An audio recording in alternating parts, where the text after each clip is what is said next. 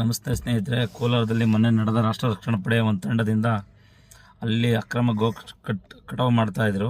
ಆ ಕಟಾವು ಮಾಡೋ ವಿಚಾರದಲ್ಲಿ ರಾಷ್ಟ್ರ ರಕ್ಷಣಾ ಪಡೆ ತಂಡ ಸುಮಾರು ಒಂದು 10 ಜನ ಹೋಗಿ ಈ ಥರ ಅಕ್ರಮವಾಗಿ ಮಾಡಿದ್ರಲ್ಲ, ಅದು ಸರಿ ಇಲ್ಲ ಅಂತ ಕೆಲವು ಪ್ರಶ್ನೆಗಳು ಕೇಳಿದ್ರೆ ಅಕ್ರಮವಾಗಿ ಕಟಾವು ಮಾಡ್ತಿದ್ದಂಥ ಮುಸ್ಲಿಂ ಸಮಾಜದವರು ಮೌನವಾಗಿದ್ದಾರೆ, ಒಂದು ಕಂಪ್ಲೇಂಟ್ ಕೊಟ್ಟಿಲ್ಲ. ಅಲ್ಲಿಗೆ ನಮ್ಮ ಸಮಾಜದ ಮುಖಂಡರುಗಳು, ಕೆಲವು ಮುಖಂಡರುಗಳು ಹೋಗಿ ಈ ಜಾತಿ ನಿಂದನೆ ಕೇಸ್ ಕೊಟ್ಟವ್ರೆ. ಅವ್ರು ಪ್ರಶ್ನೆ ಮಾಡೋದು ಮುಸಲ್ಮಾನರನ್ನ, ದಲಿತರನ್ನಲ್ಲ. ದಲಿತರನ್ನ ಮಾಡಿದರೆ ನೀವು ದಲಿತರು ನೋಡಪ್ಪ, ದಲಿತರಿಗೆ ಕೇರಿಗೆ ಬಂದು ದಲಿತರನ್ನೇ ಕೇರಿಗೆ ಹೋಗಿ ಬರೋದು ಬೇಡ, ದಲಿತರೇ ನೀವು ಅಂದ್ಬಿಟ್ಟು ನಿಮ್ಮ ಬಗ್ಗೆ ಬೋಧ ನೀವು ಕಂಪ್ಲೇಂಟ್ ಕೊಡಿ.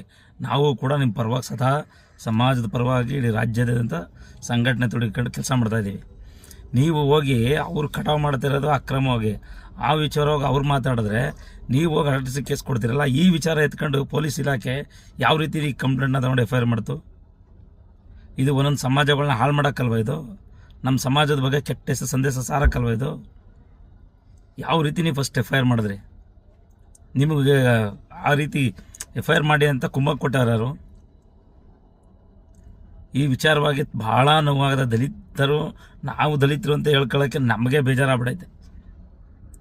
ದಲಿತ ಅಂದರೆ ಏನು ಅನ್ಕೊಬಿಟ್ಟಿದ್ರಿ? ನಿಮ್ಮ ಅವರ ಕಸಾಯಕರಲ್ಲಿ ಅವ್ರು ಕಟಾವು ಮಾಡಿರೋದಕ್ಕೆ ಅವ್ರನ್ನ ವಿಚಾರವಾಗಿ ಇದು ಕಾನೂನು ಬೈರ ಅಂತ ಇವ್ರು ಕೇಳೋಕ್ಕೆ ಹೋದರೆ ನಿಮಗೇನು ಸಿಕ್ತು ಅದರಲ್ಲಿ? ನೀವು ಯಾಕೆ RTC ಹೋದ್ರಿ? FIR ಮಾಡಿ ಅಂದರೆ 150 ಜನ ಸ್ಟೇಷನ್ ಮುಂದೆ ಕುಂತ್ಕೊಳ್ಳೋದೇನಿತ್ತು?